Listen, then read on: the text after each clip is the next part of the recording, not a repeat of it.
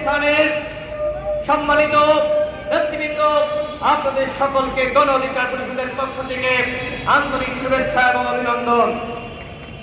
এইখানে সবাই স্লোগান দিয়েছে, দিল্লি না ঢাকা, দিল্লি না ঢাকা, দিল্লি না ঢাকা।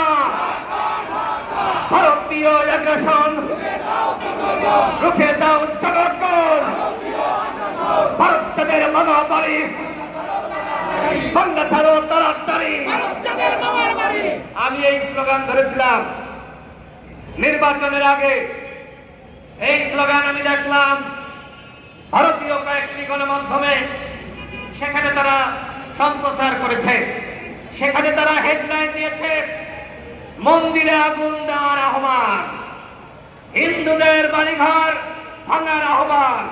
সংগ্রামী সাথী বন্ধুগণ, 2018 সালের পর থেকে আপনারা দেখেছেন বাংলাদেশে ভারতীয় আধিপত্যবাদ এবং আগ্রাসনের বিরুদ্ধে যে সংগঠনটি সব থেকে বেশি সোচ্চার ভূমিকা রেখেছে, সেই সংগঠনটির নাম ছাত্র অধিকার পরিষদ, যুব অধিকার পরিষদ।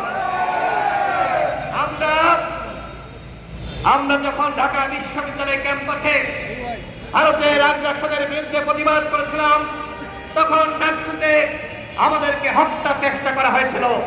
আমাদের সভাপতি নুরুল হক নূর, সেই সময়কার ডাকসুর ভিপি, আপনারা দেখেছেন তার রুমের মধ্যে কিভাবে ওই কুলাঙ্গার সাদ্দাম এবং সঞ্জিদের নেতৃত্বে ভারতীয় এদেশীয় রয়ের এজেন্টরা আমাদের হত্যা চেষ্টা করেছিল। আমাদের নেতৃবৃন্দরা, সেই তুহিন ফারাবি এবং এপিএম সুয়েল, আপনারা ভুলে যাননি, তারা আইসিতে ছিল, কারিগরের মেরুদণ্ড ভেঙে দেওয়া হয়েছিল। আমাদের সভাপতি নুরুল হক নূর সহ আমাদের উপর যে হত্যা চেষ্টা করা হয়েছিল, পুরো বাংলাদেশের মানুষ আপনারা জানেন। এর আগে কেউ আনুষ্ঠানিক